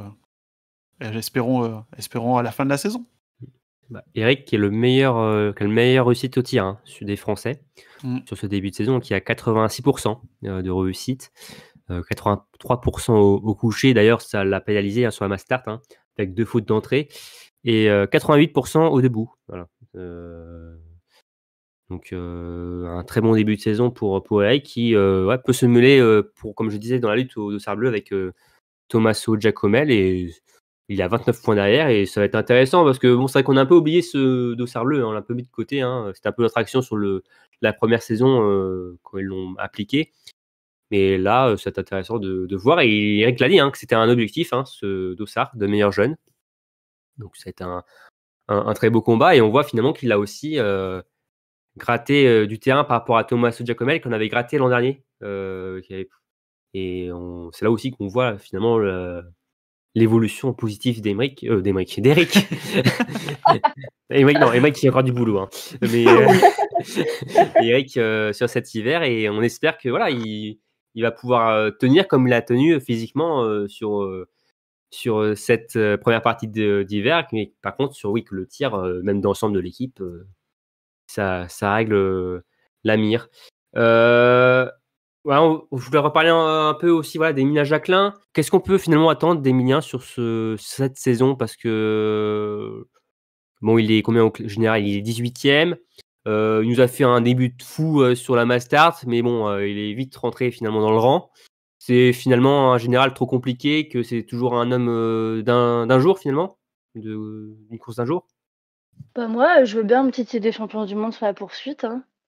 Je veux dire, il a l'habitude maintenant, pourquoi pas. Mais sinon, oui, je pense que ça sera vraiment un peu comme je disais tout à l'heure, des coups d'éclat sur un jour J quand il y aura un tir supersonique. Bah là, il y a Massart, les 2 premiers tirs qu'il nous a fait. Enfin, vraiment, le premier, moi, j'étais choquée qu'il ressorte le premier tir couché. Il ressort avec 8 secondes d'avance sur le deuxième. Enfin, sur un couché, moi, ça m'a vraiment, j'étais sur le cul, vraiment. Enfin bref. Mais donc, s'il le fait. Voilà, s'il nous fait des tirs comme ça, même je me rappelle de son 2e titre de champion du monde où pareil, il avait fait une course sensationnelle en termes de temps de tir et aussi de résultats en tir, mais de temps de tir. Donc s'il allie ça quand il a de la forme avec des temps de tir comme ça qui rentrent dans les cibles, évidemment, je pense qu'il peut carrément battre les Norvégiens et pourquoi pas avoir une victoire dans la saison. Ça me paraît pas inaccessible, mais il faut que tout se goupille bien et en tout cas, c'est pas la régularité qui va le caractériser, je pense, cette saison, quoi. Mais en tout cas, moi j'ai l'impression que, même les stats parlent pour elles-mêmes, que Emilien Jacquelin débute toujours très fort ses courses sur les skis, mais qu'à la fin il a plus de gaz sur les derniers tours, et comme s'il n'arrivait pas finalement à gérer son effort sur une course, et que forcément c'est hyper pénalisant. Donc peut-être que je pense que ça restera peut-être un homme de course d'un jour, mais en tout cas, ça a quand même fait plaisir de le voir sur cette mass start aux avant-postes. Mais bon, il a été vite enrhumé par le TGV norvégien, mené par Johannes Bö. Mais en tout cas, Et on a quand même encore eu le droit on n'a pas eu les meilleurs skis. C'est vrai. Ça commence à faire 1 an et demi qu'on entend le même discours. Ça commence à me courir un peu sur le haricot. Ah oui, mon cher Émeric. Oui, c'est vrai. J'ai l'impression d'entendre un peu ça à chaque fois qu'il y a des courses moins bonnes. Donc, ouais. Voilà. Ok, bon, en tout cas, on verra l'évolution d'Emilien Jacquelin sur le mois de janvier. Un petit mot encore pour finir cette équipe de France avec Antonin Guigona et Emilien Claude qui ont été dans le dur sur cette semaine. Antonin 46e du sprint, 47e de la poursuite. Emilien Claude 68e du sprint et donc non présent sur la poursuite. C'est quand même des résultats quand même en deçà. Est-ce que on parlait avec Chloé Chevalet ou même Gilonne, c'est inquiétant pour eux sur la suite de la saison ou pas? Inquiétant, toujours. Après, on est sur 2 dynamiques différentes. Antonin, on sent que la forme est moins là. je vais pas le traiter de vieux parce que je l'aime bien et je veux pas manquer de respect, mais c'est sûr qu'il est plus sur la fin de carrière que sur le début, donc peut-être ça explique aussi que sur les skis ça répond un peu moins. Mais pour moi, c'est quand même encore un taulier de l'équipe, enfin, quelqu'un qui peut apporter quelque chose. Et puis Emilien, contrairement à Eric, dès que ça tire un peu moins bien, il n'a pas encore le niveau à ski pour exister avec un, j'allais dire un 8 sur 10. Avec un 8 sur 10, il était rentré dans ensuite la semaine dernière, je crois. Mais voilà, dès qu'il fait plus de 2 fautes, ça rentre plus. Donc, il faut vraiment être impeccable au tir. Mais derrière, faut reconnaître, ça pousse pas fort. Il n'y a pas quelqu'un qui se détache, à part peut-être Oscar Lombardo qui pourrait prétendre, mais en tout cas, il n'y a pas 2 personnes enfin, 2 mecs qui seraient prêts à prendre 2 places vacantes. Donc pour moi, ils sont pas en danger, sauf si les coachs décident de ne pas pouvoir pourvoir tous les quotas. Dans l'immédiat, ça me paraît, enfin pour l'instant, ce sera, ouais. Mais c'est D'ailleurs, compliqué. vous êtes inquiet du manque de relève ou pas, cette équipe? Pas Oui, un peu. encore. Enfin, pour l'instant, non, mais faut. Ça peut, Ouais. on peut le devenir. Que certes, on a Eric Perrault, donc bon, c'est la relève Mm. pour le biathlon français, et on voit voilà, qu'il est déjà sur la Coupe du Monde et ça progresse, mais c'est vrai que derrière, ça tape pas au carreau comme chez les femmes. Hein. Ouais, il y a pas, on va pas dire qu'il y a un trou générationnel, mais les biathlètes qui ont le même âge qu'Eric, ils sont quand même quelques, ouais, 2-3 crans en dessous, bien en dessous de Eric. Après, on a un peu plus jeune, quelques années de moins, il y en a qui quand même commencent à pointer le bout de leur nez sur les courses juniors et un petit peu en IBU Cup. Mais oui, c'est vrai qu'il y a pas la même densité clairement chez les hommes que chez les femmes. Hein. Ouais, c'est un peu inquiétant. Enfin, surtout qu'on voit que chez les femmes, que ce soit donc, en IBU Cup, en Junior Cup, même encore les très jeunes, il y a Ah, il y a du niveau. Hein. Il y a du niveau, donc c'est vrai que la comparaison est assez saisissante, mais après, des fois, on l'a vu avec Martin Fourcade, il suffit que d'un seul athlète, des fois, pour. Oui. Ouais. Mais bon, après, Martin Fourcade n'est pas. Voilà. Bon, Mm. les Martin Fourcade, on n'a pas à l'appel. Les talents Ouais, générationnels énorme. comme ça, ouais, Voilà. ça court pas les rues. Court pas les rues, donc, ça skie pas toutes les stations de France. Et donc, oui, voilà. tout le monde n'est pas norvégien. Hein. C'est ça, c'est ça. Et justement, merci pour la transition, Marine. Sacré passe D. Voilà, sacré passe décisive. On va parler de la Norvège et notamment de Johannes Bø. Bon, Johannes Bø, qui semble quand même bel et bien de retour au niveau. 2 victoires, une 2e place à Lenzerheide. Le dossard jaune bien sous le sapin pour Noël. Bon, pour vous, les lancer vers ce 5e gros globe ou pas? Il est lancé, mais il n'est pas inarrêtable, je pense. Après, bon, je pense quand même qu'il va le remporter, hein, mais il a beaucoup moins de marge que la saison passée, ça fait du bien. Mais après, on a bien vu sur d'autres saisons, les saisons précédentes, il avait moins de marge que ça et il le remportait quand même. Donc voilà, mais là, ce qui est bien, c'est qu'il y a vraiment une émulation. Alors, certes, assez norvégienne, je sais pas comment on dit, mais il y a une émulation, il y a des possibilités. Le début de saison l'a montré. Après, ça se trouve, il a juste eu besoin du début de saison pour régler la mire et maintenant, roule ma poule, c'est parti. Mais je pense que, sachant qu'il a perdu sa balle de marge, et qu'il faisait quand même des fautes en tir, enfin, je veux dire, il peut pas faire des 100% tout le temps. Et comme tout le monde, du coup, proportionnellement, statistiquement parlant, il y aura bien quelqu'un qui, à ce moment-là, fera une bonne perf, en tir en tout cas, et qui skiera aussi vite et qui pourra passer devant comme l'a fait Benedict Doll là sur le sprint. Donc il est sur le bon chemin, il a retrouvé le bon chemin, on va dire. Mais je pense que il va avoir plus d'adversité, enfin c'est même sûr, il aura plus d'adversité que les saisons, la saison dernière, ça c'est sûr. 77 victoires maintenant pour Johannes Bø, ça chiffre. Ouais. Il n'est plus qu'à 6 succès de Martin Fourcade, qui en compte 83. Ça va pas du tout ça. Ça va pas du tout, mais je pense que ça va pas tenir, Cassandre. Est-ce que Oui, ça va si, pas tenir déjà cette saison? Est-ce que vous pensez qu'il va le dépasser? Je prends les paris et pour moi, ce sera oui. Ouais. Tu penses qu'il va rajouter au moins 6 succès cet hiver? Ouais, Attends, ça fait un tiers, c'est pas beaucoup, hein, un tiers des courses qui restent. C'est pas beaucoup, un tiers. Bon, Johannes Beu, c'est pas beaucoup, un tiers des courses qui restent. Il va gagner la moitié. Ouais. Donc, vous pensez que bon, on aura désormais 2 Norvégiens au sommet des biathlètes les plus Vainqueur, titrés, victorieux. les plus victorieux sur la Coupe du Monde dès cette fin de saison. Donc, avec Ole Narbjørndalen qui a 95 succès. Et la question va aussi se poser dans quelques hivers aussi, dans quelques mois, s'il va pouvoir le dépasser aussi, peut-être la saison prochaine ou au moins jusqu'à la fin de sa carrière. On sait que Johannes Beu va sans doute arrêter après les Jeux 2026. Donc il reste encore 3 bonnes saisons, 2 saisons et demie finalement pour atteindre les 95 succès. Donc ce qui ne semble pas impossible C'est pour pas lui. insurmontable. Insurmontable, mais après on sait que chaque saison est différente et que des fois ça peut aller très vite dans un sens comme dans l'autre. Donc et oui, c'est vrai que alors c'est pas le record hein, de Martin vu qu'il y a Bjørndalen devant, mais que les 80 succès de Martin sont en danger. Mais bon, après c'est finalement juste la logique des choses au vu de ce que produit le Norvégien depuis quelques hivers. Oui, Johannes Beu qui domine, mais bon, c'est encore une fois toute la Norvège hein, qui est aux avant-postes. La preuve en est que on a 5 Norvégiens en tête du classement général. C'est parti pour que ça reste comme ça ou on va peut-être avoir peut-être un Suédois ou un Allemand qui va ou un Français finalement qui va s'intercaler entre ce peloton rouge et bleu.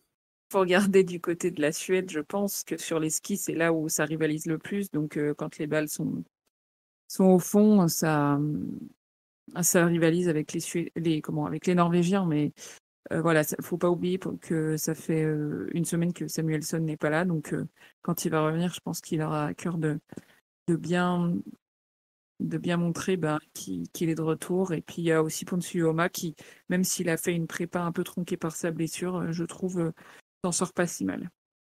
Samuelsson qui était forfait hein, finalement sur l'ensemble du week-end. Hein, de base, c'était que sur le sprint et la poursuite finalement, qui n'était pas là sur la mass start. Et bon, forcément, au niveau du classement général, il le paye puisqu'il est descendu au 10e rang après donc cette 3e étape. Toi, Cassandre, tu crois peut-être pas forcément aux Suédois?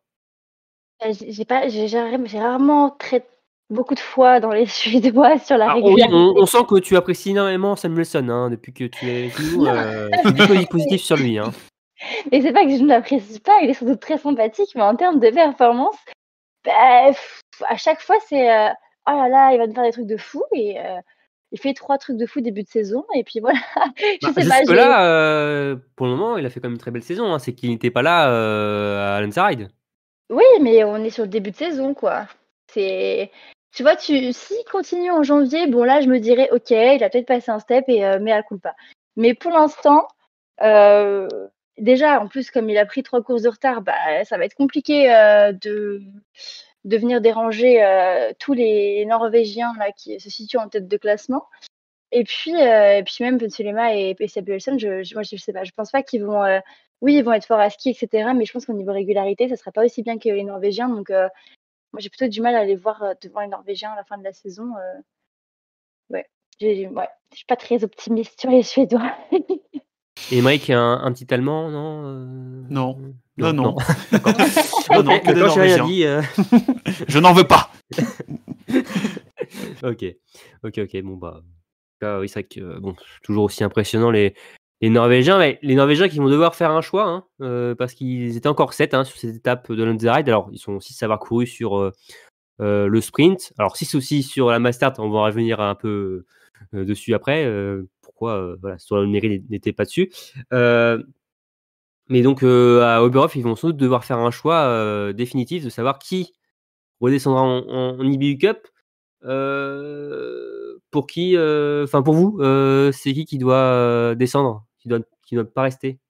Moi, je suis pas coach et je suis bien contente de pas être coach parce que franchement, là, franchement, je sais pas quoi. C'est super dur entre les deux là.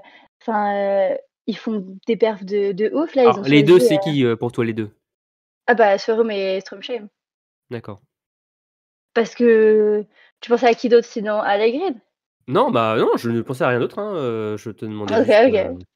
Non, parce que oui, pour moi, Allegrid, enfin, il a trop un statut, et puis il est encore très bien placé dans Après, peut-être que la grid, on va en parler peut-être après, mais est-ce que la fessée, est-ce qu'ils vont le Ouais. sanctionner voilà, je sais pas. On va voir, mais En tout avec ce cas, qui en s'est termes passé. de performance, je le vois pas redescendre, quoi. Oui. Ce serait plutôt entre Swerum et Strumsheim. Et ce qui est horrible, c'est que bah, là, ils ont choisi donc Strumsheim pour le sprint poursuite. Il a bien perfé. Et du coup, ils ont fait le choix de mettre. Enfin, ils pouvaient avoir du coup 7 Norvégiens. Finalement, ils en ont eu que 6, mais sur Les pauvres. sur la mass start, oh, les Mm. pauvres. Et 5 en 6 premières places en plus. Ouf, vraiment. Enfin bref. Et donc, du coup, Thuerum, bah, il est arrivé et bon, il était pas content après sa course quand il a franchi la ligne parce qu'il a manqué 2 balles ou 1 balle sur le dernier debout qui le met entre guillemets que 6e. Mais voilà, il arrive et bam, il fait un top 6 sur une mass start. Enfin, franchement, les deux, ils se battent corps et âme pour avoir leur place. Je me dis, mais comment ils vont choisir? Franchement, j'aimerais pas être dans leurs chaussettes. Après, bon, Stromsheim, 4e du général. Hein. Ah ouais, et le pauvre Swerum, quoi. Parce que forcément, il a fait 2 courses en moins aussi, donc Bah, peut-être que justement, je sais pas ce que tu en penses, Cédric, peut-être que d'avoir mis Sorum, ne l'a pas avoir mis justement sur le sprint, c'est d'avoir fait finalement un choix déjà. Ouais, Euh, ouais. Moi, du coup, enfin, vous le savez, j'ai déjà milité en interne entre nous pour Oui. Johan Olaf Botten, donc celui qui est en eBay Cup, qui est en train de rouler un peu sur la concurrence. Donc tu nous reparles d'un Norvégien qui n'est même pas dans les 7. Ouais, Et merde. je parle d'encore un autre. Et ben moi, ce que je ferai monter Botten pour voir ce qu'il est capable de donner sur la Coupe du Monde, au moins sur Oberhof. Après, t'as Ruhpolding qui est pas très loin derrière, ça reste en Allemagne. Si ça performe pas, bah t'essayes de remplacer. T'as 2 Et tu étapes descends allemandes. qui du coup? Faut en descendre 2 alors? Bah ouais. Qui ça? Bah Sorum et Strumsheim. Donc le 4e du général, tu le descends. Ouais, parce que je veux pas descendre Vettel déjà.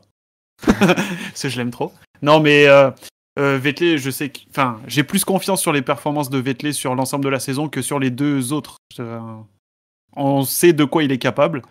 Et je pense qu'il a beaucoup plus la confiance des coachs, même si, bon, en Norvège. Oui, la densité, voilà quoi. Mais non, moi je garde Vettel, je fais descendre Sorum et Strumsheim et j'essaye Botten au moins sur le premier week-end d'Oberhof. Si ça fonctionne, tant mieux. Et après, du coup, bah là, il faudra encore se casser la tête. Là, t'es dans la mouise. Ouais, et puis si ça fonctionne pas, bah après tu refais descendre un des deux meilleurs que t'as. Enfin, tu fais remonter un des deux que t'as fait descendre la semaine d'avant. Ouais, c'est un vrai casse-tête, quoi. C'est un casse-tête pas possible, hein, mais. Moi, j'ai grandement. Enfin, pour l'avoir vu, de mes propres yeux vus, en eBay Cup, le mec à ski, c'est un monstre. Ça fait longtemps que j'ai pas eu quelqu'un monstrueusement fort comme ça. C'est pas Kleibo, par hasard Ah, c'est Kleibo qui a changé de corps. Non, mais le mec fait des fautes à la pelle, et à ski, il est quand même devant. Enfin, il a beau faire une faute, il rate, comme Johannes quand il skiait comme un barjot, comme Martin quand il skiait comme un barjot, enfin comme tous les grands qu'on a vus en Coupe du Monde qui avaient des classes comme les d'écart à ski. handballeurs en fait, les barjots quoi. oui, si on veut. Et il a tellement un niveau d'avance sur les autres que j'ai envie de voir ce que ça donne en Coupe du Monde. Après, peut-être qu'il se plantera parce qu'il fait trop de fautes encore au tir. Peut-être, mais j'ai envie de voir ce que ça donne. J'ai trop envie de voir ce que ça va donner. Ça me fait de la peine pour eux. J'ai envie de leur rajouter des quotas aux Norvégiens, même si bon, ce serait des top 8, mais franchement, ils méritent tous. Ouais. C'est clair. Ouais, en tout cas, on pourrait, je pense, en faire un éternel débat parce que en croisant toutes les performances et tout, je crois qu'on pourrait pas se mettre d'accord vraiment sur un nom à descendre. Surtout qu'en plus derrière, donc il y a des athlètes qui peuvent monter. Bah ouais, putain, je dis Botten, mais t'en as encore d'autres, hein, parce qu'ils sont encore 4 ou 5 en tête du général. Cleveland, puis le cousin qui est pas là. d'Eric Perrault, Martin Cleveland. Overby. T'as Uldal, t'as Paulsen, Overby, Bakken qui est Covid. Oui, qui est pas là en plus, oui. C'est terrible. Juste pour finir, je voulais quand même revenir sur l'incident de Sturlom Legrid. L'affaire, donc pour ceux qui sont pas au courant, la grid où il faisait des essais de tir à sec dans son appartement dans son hôtel avant le sprint.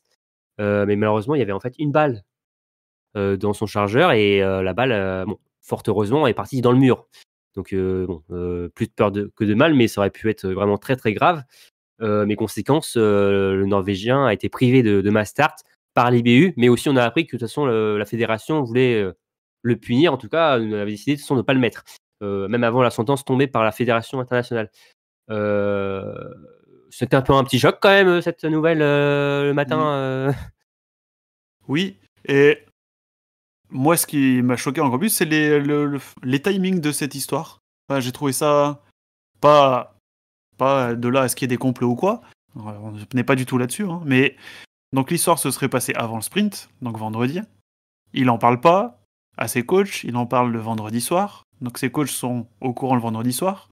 Mais il est suspendu que le dimanche. Ils ont fait quoi tout le samedi, l'IBU? Enfin, est-ce que l'encadrement norvégien ne l'a pas annoncé à l'IBU avant le samedi soir? Est-ce que ils ont décidé, du coup, peut-être de pas le dire, de garder l'information pour eux, de pas inscrire ce tour-là sur la Mastart? Et est-ce que c'est l'IBU qui, en voyant le fait que ce tour-là ne soit pas là, il pose la question à la Fédé dise « Ah bah finalement, il s'est passé ça, du coup, nous, on a décidé de le punir. » Et par conséquent, l'IBU a décidé de faire un communiqué. Je sais pas, j'ai du mal à comprendre tout ça. Oui, donc l'affaire remonte à vendredi dans la journée, avant le sprint. Oui. Et finalement, Siegfried Massé, le coach, a été au courant le soir. Le vendredi soir, ouais. Le vendredi soir. Et finalement, il a quand même pu courir la poursuite le lendemain. Donc la fédération norvégienne n'a pas mis au courant, en tout cas, la Norvège, la Norvège a pas mis au courant l'IBU dans le samedi, quoi. Ou alors, peut-être que l'IBU était au courant dès le vendredi soir, mais qu'est-ce qu'ils ont branlé le samedi? Ils ont mis une journée à prendre une décision, quoi. Ce timing-là, pour moi, Lightgrid, il y avait un pont, donc il l'a pas dit tout de suite. Ça a fini par se savoir. La fédération norvégienne, elle a fait remonter l'information à l'IBU. Il voulait aussi sanctionner la grid, mais c'est le temps de prendre la décision. C'est pas des trucs qui se décident. Je pense qu'il s'était un peu perdu. Il savait pas trop quoi faire, je pense. C'est le temps de prendre la décision. Plus la grid a été entendue par la police. Donc voilà, pour moi, la journée pour prendre la décision, ça ne me choque pas. C'est sûr qu'entre temps, il a pu courir deux courses, mais le temps que l'information soit transmise, etc. Voilà. Et la sanction. Je pense que ce sera le coup d'une fois, entre guillemets, parce que voilà, il était nécessaire qu'il soit sanctionné parce que c'est la sécurité, on ne transige pas avec ça, mais ça va pas remettre en cause, pour moi, sa place. En tout cas, on peut quand même. Ouais, vas-y, Mike. Et comment les gens qui étaient dans l'hôtel avec lui n'ont pas entendu le coup de feu partir? Si, justement, j'ai lu un article de la NRK que des coéquipiers, dont Junior Niklev et même Jonas Dalle, qui étaient dans la pièce, il me semble, ont forcément entendu. Ils n'ont pas voulu Puka, ok. Je pense que c'est quelque chose quand même qui est assez grave, mais en même temps, je pense qu'il a surpris tout le monde. Donc forcément, il y avait peut-être le choc de ce qui s'est passé et qu'il ne savait pas forcément quoi faire, quoi. Il a laissé sur la live le temps aussi d'aller le dire par lui-même. C'est à lui de le dire aussi. Voilà, c'est pas aux autres de. Oui, ils n'ont pas Puka, c'est bien. Voilà.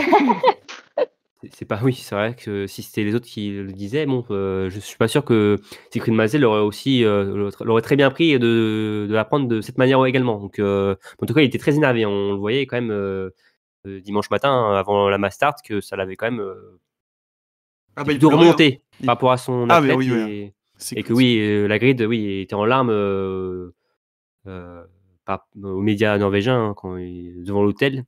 Ouais. Et c'était émouvant. C'était émouvant, mais c'est quelque chose d'assez inhabituel, mais qu'on espère qu'il ne se reproduira plus. Mais je pense qu'il est aussi d'un côté aussi nécessaire. Au moins, ça, je pense pour les athlètes, ça remet les pendules à l'heure. Ça remet aussi, d'un côté les pendules à l'heure et aussi ça nous montre aussi que pas que le biathlon, c'est un sport aussi qui peut être dangereux, on utilise des armes et que et forcément, je pense aussi il y a sans doute le fait de toujours manipuler l'arme, de toujours répéter les gammes, à un moment donné, tu fais peut-être plus gaffe et c'est sans doute ce qui s'est arrivé avec Storm Grid. Et d'ailleurs, ce qui est aussi arrivé avec Martin Fourcade dans l'autre sens, finalement, d'avoir oublié ses chargeurs, en tout cas, d'avoir pris les chargeurs vides. Évidemment, dans ce sens-là, c'est moins important, mais de tellement faire les gestes habituels, de toujours de faire la même chose, à un moment donné, bah, tu le fais sans réfléchir et que ça peut être dramatique d'un côté. Donc, Ne badine pas avec la sécurité. Tout à fait. Et je pense que l'IBU a pris une très bonne décision de disqualifier Sturla Holmgren. Et on espère qu'il sera quand même de retour du côté d'Oberhof. Pour finir, performance contre performance chez les hommes. Je voulais juste, Cassandre en a déjà parlé, mais j'étais impressionné par les temps de ski de Eric ce week-end et depuis le début de saison. Et je trouve que c'est assez beau la façon dont il figure sur les skis, et il reprend du temps à pas mal d'anciens du circuit, de gens qui sont là depuis un moment sur la Coupe du Monde. Donc voilà, bravo Eric. Et toi, Cassandre, aussi, tu en as déjà parlé, je crois. Oui, du coup, j'en ai déjà parlé. Alors, du coup, on dit sérum, c'est ça? Malheureusement, nous n'avons pas de traductrice officielle ici, Aurélie, qu'on salue. Moi, j'aurais dit serum. Serum. Bah, parce que c'est le O comme dans Johannes Beu. Donc, Ouais. serum. C'est ça. Ouais, mais Johannes Beu, c'est un O barré, et là, il est pas barré son O. Il n'est pas barré parce qu'ils n'arrivent pas à le barrer sur les à l'IBU. Comme Johannes Beu, ils le barrent pas, ils mettent OE aussi. Et comme Stromsheim oui, aussi. c'est vrai. Ah oui, du coup, c'est un O barré, mais ils mettent OE, quoi. Ok. Ok, donc serum, quoi. Donc c'est ta performance, c'est la prononciation du nom de Serum. D'accord. Du coup, parce que sur la masse, il n'avait pas beaucoup d'opportunités, et l'opportunité, il l'a saisie. Bon, ça aurait pu être encore mieux. Voilà, il a su saisir l'opportunité, la seule opportunité qu'il avait. Et toi, Mike? Eh ben moi, je vais parler de Stromsheim, comme certains aiment à l'appeler. Stromsheim, ouais, je crois que c'est comme ça. de Stromsheim.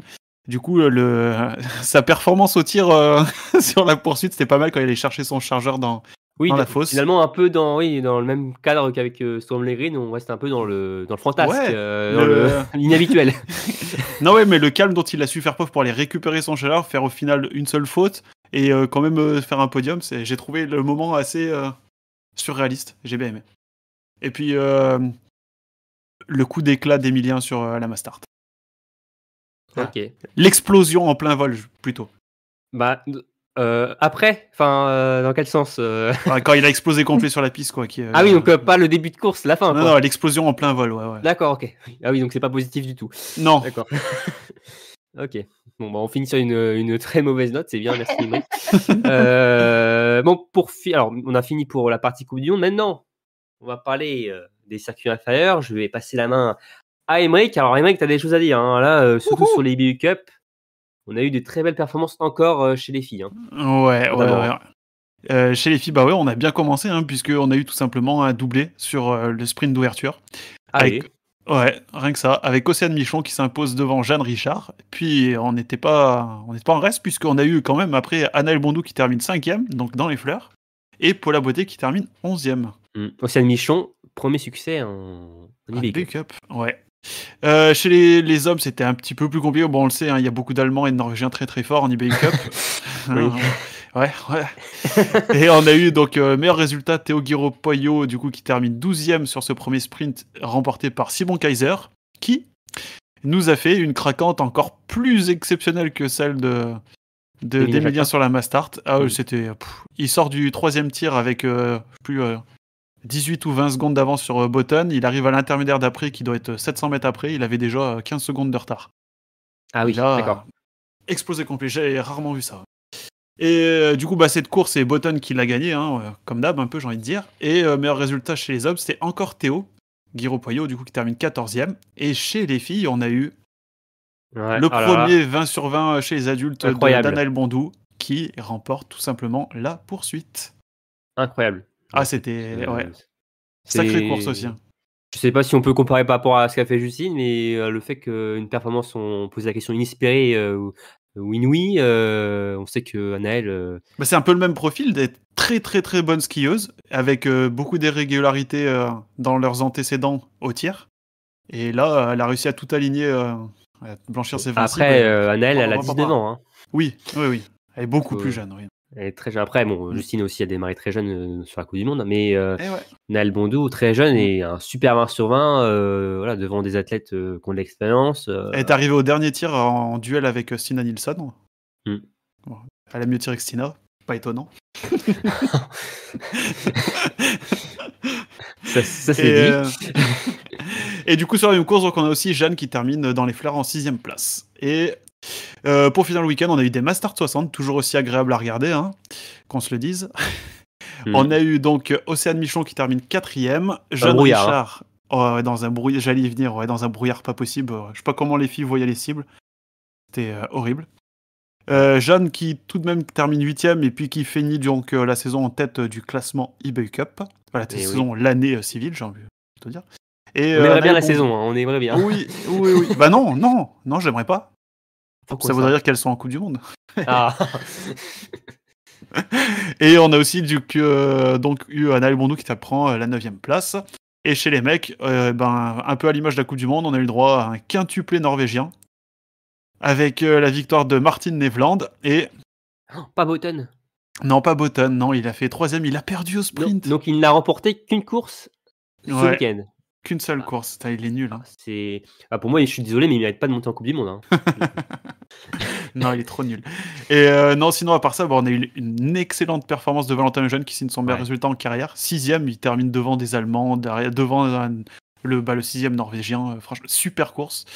Et sur la même course, on a eu Oscar Lombardo qui a mis le clignotant et qui a décidé d'arrêter en pleine course après 7 fautes sur ses 3 premiers tirs. Et c'est tout pour cette eBay Cup. Merci Émeric pour ce point eBay Cup, de belles performances côté français. La Junior Cup aussi, deuxième étape, alors malheureusement on n'a pas pu parler de la première, comme celle de la deuxième aussi pour l'eBay Cup, mais deuxième aussi Junior Cup avec donc des Français aussi aux avant-postes. Oui, donc on a eu des résultats dans la même lignée que la Junior Cup du premier week-end. Donc là, le programme, c'était un premier sprint avec, chez les filles, on a eu Voldia, Galmas et Paulin qui terminent 4ème devant Fanny Bertrand, avec une victoire donc de l'Autrichienne Adam Dexer qu'on commence à avoir de plus en plus chez ces juniors. Hein. Ouais, l'Autrichienne à suivre. Hein. Ouais. Et chez les hommes, du coup, il y a Mathieu Garça qui a pris la 4ème place, lui aussi au pied du podium. Et là, on a eu Lionel Joanneau aussi qui fait un top 10, donc tout pile en 10ème position, et la victoire de Matija Legovic. Sur le deuxième sprint, on a encore bien performé pour les Français avec Lisa Siberchko qui prend la 5ème place juste devant Voldia, du coup, qui font 5 et 6, et encore une victoire de l'Autrichienne Anna Dexer, pour changer. Et chez les garçons, Lionel Joanneau qui fait le meilleur résultat, 9ème, du coup, d'un sprint remporté par Leonard Pfund. Et petite subtilité, on n'a pas eu un podium avec 3 biathlètes, mais avec 4, puisqu'on a eu une égalité en 3ème place avec un Allemand et un Autrichien. Et à noter, ce deuxième sprint, on a eu que des Allemands et des Autrichiens sur les podiums. Hein. Aussi, c'était sympa à noter comme petite statistique. Et enfin, donc, on a conclu avec des relais mix. Donc le relais mix traditionnel qui a vu la France de Camille Grateloup-Manisol, Mathieu Garça, Voldia, Galmas Paulin et Lisa Siberchko terminé 4ème.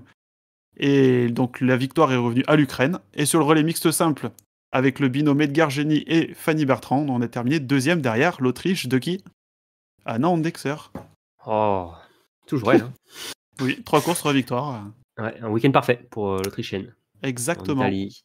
Merci Émeric. Et d'ailleurs, il y avait aussi ce week-end la deuxième étape de la Coupe de France au CESI, et vous pourrez retrouver les résultats sur notre site, bien évidemment. Félicitations Jacques. Félicitations Jacques, tout à fait. Maintenant on va passer au programme de la Coupe du Monde début 2024. Cassandre, ce sera à Oberhof, c'est bien ça ? Oui, ce sera à Oberhof pour la prochaine étape après les fêtes de fin d'année et le réveillon. Et donc, on retrouvera la totalité des athlètes le 4 janvier pour un sprint masculin, donc à Oberhof. Ensuite, on aura donc le 5 janvier à 14h25 le sprint femme. Puis le 6 janvier, midi 25, poursuite homme, 14h40, poursuite femme. Et enfin, le dimanche, les relais, relais par sexe. Donc, les hommes à 11h30 et les femmes à 14h25. Et il y aura aussi cette semaine aussi la reprise de l'IBU Cup avec donc, une étape à Valmartello et la 3e étape de la Coupe de France au plan d'automne les 6 et 7 janvier. Mais avant ces rendez-vous de 2024, il y aura encore une toute dernière course en 2023. C'est évidemment le traditionnel show de Schalke, Biathlon of Schalke, dans l'enceinte de Gelsenkirchen. Donc c'est toujours un super moment avec des nations en mixte, simple. Et pour l'équipe de France, il y aura donc le 28 décembre prochain la paire gagnante donc, de l'an dernier, à savoir Julia Simon et Fabien Claude, qui défendront leur titre. Donc ça sera des courses, pour ceux qui se demandent, c'est à suivre sur Eurosport, la diffusion. Évidemment, sinon vous aurez le résultat à retrouver sur notre site. Mais ils ont en face de belles équipes comme la Norvège, notamment avec Ingrid Tendrevold et Sturla Merid au départ. Donc ce sera de belles compétitions durant les fêtes de fin d'année. Et ce sera les dernières glisses avant de glisser en 2024. Donc ce sera également à suivre. Bon, les amis, je crois qu'on a fait à peu près le tour.